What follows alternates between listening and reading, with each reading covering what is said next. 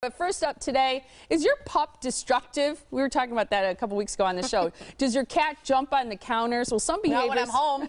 Yeah, exactly. You got to set up a camera. Some behaviors, though, can go beyond annoying and really disrupt your family's well-being. Joining us now with some tips to help your pet and your quality of life is Leann Boucha. She's the Behavior Department Manager at HAWS. Welcome to the morning, Glenn. Thank you. Good to be here. Great and to who's see this you. little buddy? This is Duke. He's our 5-month-old pit bull puppy. He's available for adoption. He has been with us a little bit longer because he has a special needs characteristic. He has a grade 4 heart murmur. Okay. It's not affecting him right now, but it definitely prompts adopters to know what that might Duke. entail long term. Dude, Very Such good a boy. sweetheart. you're a Yes. sweetheart. So is he full grown or? No, he's No. only 5 months old. Okay, so will he get quite a bit bigger or? Possibly, yeah. Okay. He's probably not even halfway yet. Okay, he's a sweetheart. So he's available for adoption when you guys open up today. His name is Duke. He is a sweet dog. Yeah, You know, beautiful. one of the things that attracts people, probably almost more than anything that we talk about on the show, is pets and pet behavior. And pet behavior is the kind of thing that can really take away from a family's experience, right? This is true, yes, and it's why I have job security. Because there'll always be pets behaving badly. Yes, but right? at the same time, it's an important part of the family dynamic is how their pets behave. Yeah. So what do people not realize about pet behavior? We've had, we've talked to Cesar Milan here on the show before, where he says oftentimes, yeah, it's training the owner, not as much the pet. Do you believe in that same philosophy? Yes, not to necessarily throw a lot of pet owners under the bus here, but there can be a lot that we're not aware of in how we enable certain behaviors in our pets, especially behaviors that are context specific. So you have to look at, are your dog's or even your cat's needs being met, and then also is there a lack of training on top of that. What do you mean by contact? So context specific. Context, okay. So if you are complaining about your dog barking out the window at squirrels, have you tried closing the blinds? Have you proofed your dog's recall so that if you call, "Come Fido," he can come away from that very heavy distraction? Okay. So if your blinds are open, the environment is enabling that behavior to continue, and you're fighting an uphill battle. Got it. Yeah. Okay, that's interesting. Change the environment. Yeah, and you work with both cats and dogs, right? Yes, I'm both a cat and a dog person. I always wonder, do people bring their pet to you and you do it like as part of a class, or do you make house calls? We do house calls as well. I've had just a handful of clients bring cats to the shelter. Often they do better in-home. So we do house visits for one-on-one behavior consultations, but we also offer a kitty college class for kittens and dog training classes, a number of them. Kitty And college. you have a hotline too that people can call, and that's for cats and dogs. Correct. Okay.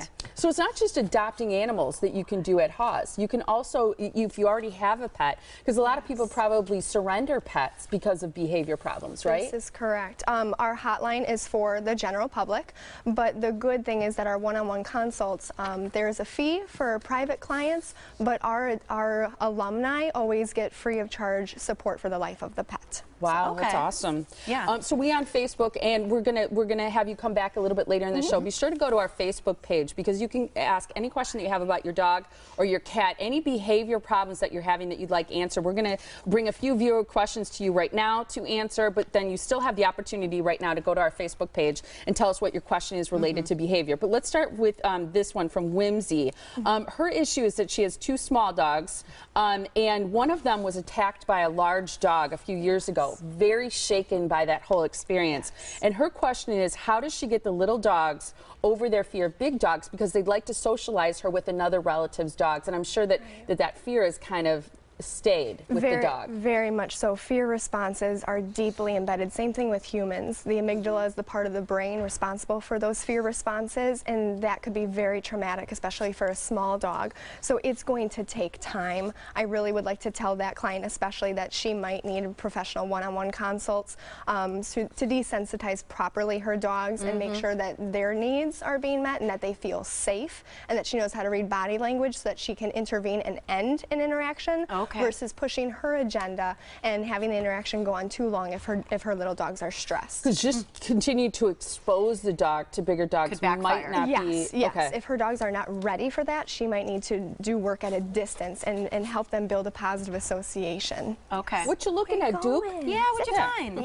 Okay, the next one's from Des, and she says, our dogs have chewed up our rocking chair, which are wood, the feet, the couch bottom, and the arm, which is leather, walls all the way to the insulation, the bedroom door, and baby gates. She says, we've tried to redirect with toys and bones, but to no avail. Yes. So, and I think that's a real common one with dogs, is this chewing issue and trying to redirect with all those things, but it's not working for her. But yeah, chewing up the furniture and the walls to the insulation. Yes. Without a bit more information, I'm hard-pressed to say that there could be a deeper issue there. I'd like to know if the chewing takes place when she is home or when they're gone, because if it's separation anxiety or whether it's just the access. Did you hear that, Des? Because go to our Facebook page, Des, and tell us more. Yes. And what's the difference? So let's say starting, if it's away, while they're away.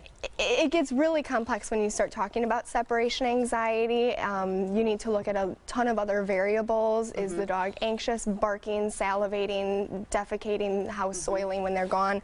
But if it's just a chewing issue, then I wonder also, is the dog getting enough exercise, or do you just have a very, very avid chewer on your hands where you need to make sure that he or she cannot have access to furniture, doorways. Almost crate them during the day. Crating could be possible. She didn't mention that, but also making sure that the dog has an abundance of appropriate chews. Try antlers, try pig's ears. Yeah, antlers. I've seen that recently. Really? It's so cool. Knuckle bones, raw knuckle bones. You know, if you have an avid chewer, making sure that they're exercising their jaw on something appropriate. Okay, so we're out of time now. We've got some more for later, plus we're going to get yours off Facebook as well, but here's some information for HAWS. The Humane Animal Welfare Society has behavior and training access for you.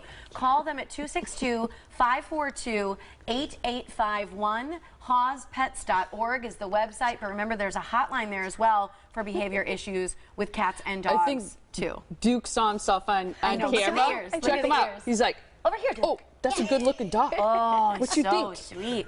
That's a good-looking pup. He's like, who is that? You look like a little bark. That's cute. Now we're going to rile you up, Duke, sweet. aren't we? Thank you so much, and stick around the end. It's great information for people. Yeah, we really appreciate it. Welcome back to the Morning Blend. We're here again with the Behavior Department Manager at HAWS, Leann Boucha. We got a lot of great questions from our viewers. We're going to have her do quick answers because we don't have a lot of time. All right, Dana, Jenny, and Joe all have questions related to aggressive dogs. One dog hates men, is fine around others, picking fights with other dogs, getting aggressive, and wondering if an older dog can be trained and modified. Yes, and the age isn't so much a worry to me. It's the level of aggression that these families in particular are seeing. So aggression to an owner might look different to me. It does fall on a spectrum, so I would say that getting professional help as the first step of intervention can help us. Yes, Dana, Jenny, and Joe can help us get a handle on the true intensity and then proper behavior modification. Okay. Casey, their 6-month puppy has been chewing on the tail and sometimes their front paw. You said this may not be behavioral. It might be what? It could be medical. So before you would look into behavioral issues, you would want to make sure that there's not a medical issue underlying the problem. Okay. So vet support. So see a vet. Michelle's question, this is common, about barking. Her 5-year-old dog, for example, is always barking at the UPS guy, the FedEx guy, the mailman. As soon as he hears it, he's barking, please help. It's very annoying to them. Yes, especially she said you do have the drapes pulled, but he pushes them inside. So this might be a containment opportunity for her to bring him out of that room where he has the visible capacity to look out the window, but also, you know, I want to give the dog credit. He can probably hear the truck, hear the doorbell. So some desensitization and counter conditioning might help this dog as well. Okay. How about Carrie with her dog? So Carrie has the dog that has been getting into closets, pulling things out, chewing things up. Very possible that this dog is going, you know, stir crazy, cabin fever. It's the time of year. It's difficult to get physical exercise. So mental exercise can also help wear this dog out. Again, making sure that she's keeping things out of, not accessible to the dog that he is going to grab, but doing things like trick training or obedience training in the household, playing find it games, asking forcing the dog to use his nose can encourage mental. So is that like hiding a treat around the house? Yeah, playing hide and seek even with yourself, or food dispensing toys to really wear the dog out and engage his mind. Where can you get ideas for how to mentally stimulate your dog? Because a lot of people want to do it, but they maybe don't know how to go about it. Honestly, there's a lot of good resources that we can provide. There's things that you can find online. Sometimes it starts with taking a class and then doing those things that you're learning at home.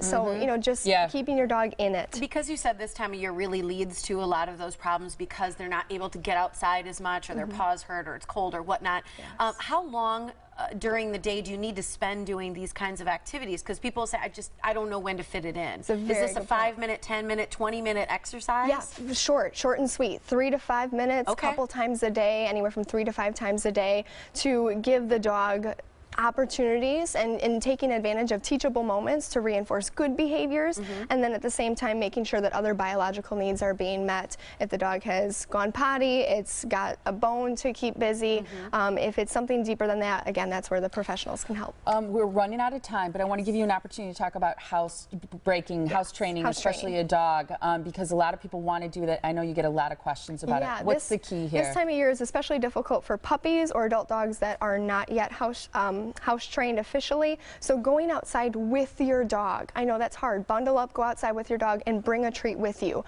Treat them after they go to the bathroom. That way you're reinforcing right then and there, and you're creating a stronger substrate preference. And supervision inside the house. Takes 30 seconds for a dog to sneak into another room and go to the bathroom. So supervision and even putting the dog on leash and going from room to room with the dog can be helpful. Okay. That's great. So we're going to put up the hotline again because Leann's going to be available after 1 o'clock. You can speak directly to her with some of these questions, especially the ones you wrote on our Facebook page, because she can talk a little further in depth with you about those.